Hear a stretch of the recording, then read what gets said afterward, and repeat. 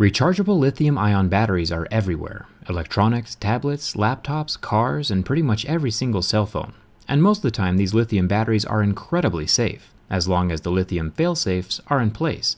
Failsafes that work.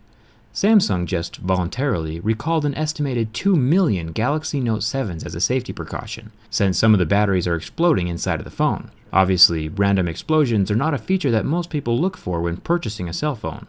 So let's take a look at the Note 7 and assess why it might spontaneously combust.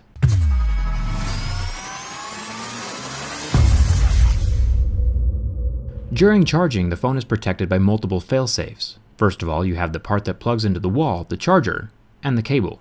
If the charger is faulty or not designed specifically for your phone, it can affect the safety of the battery. It can destroy the battery's protection circuit, which I'll show you in a second. The charging port is also a failsafe. It tries to do its best to protect the phone and the battery from faulty chargers and incorrect electrical flow. But as a last resort, the battery also has its own failsafe built in. Here's where the battery plugs into the motherboard to receive its juice and supply the phone power. Then we have this circuit board, also called the protection circuit, at the top of the battery. This controls the flow of electricity and the temperature of the lithium. All lithium batteries should have a variation of this board.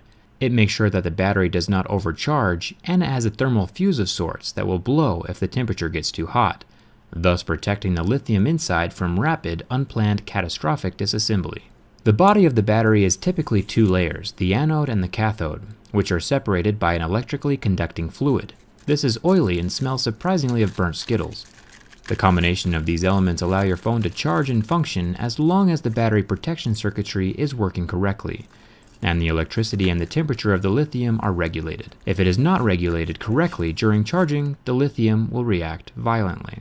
So if we look at one of the exploded phones, we can see which of the failsafes is failing at being safe. The charging port sits here inside of the phone, and there are no burn marks near the port, or where the port connects to the motherboard.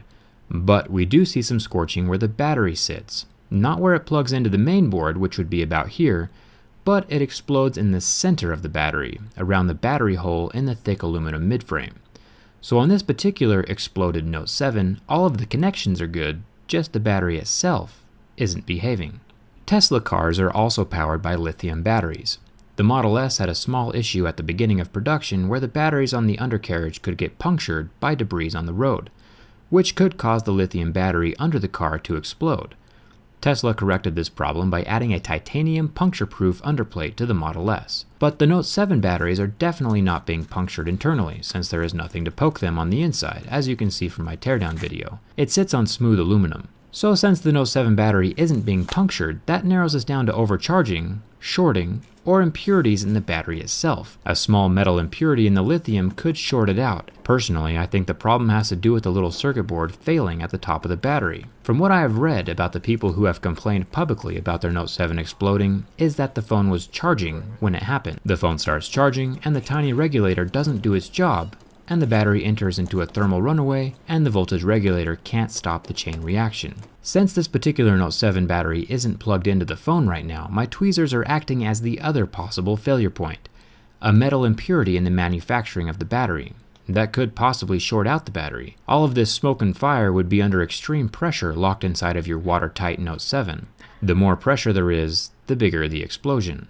Remember that this only happens in a very small number of devices. So far it's only happened on 35 phones out of 2 million. So yeah, definitely take advantage of the recall, but also feel free to use your phone as normal in the meantime. Just don't set it on your lap while it's plugged into the wall. And maybe take a fire extinguisher with you to bed, just in case. My Instagram followers saw the results of this combustion before the video was posted to YouTube, so follow me there if you want to stay updated on my future projects. Subscribing to my YouTube channel is always free. I review technology from the inside. Thanks a ton for watching. Hope to see you around.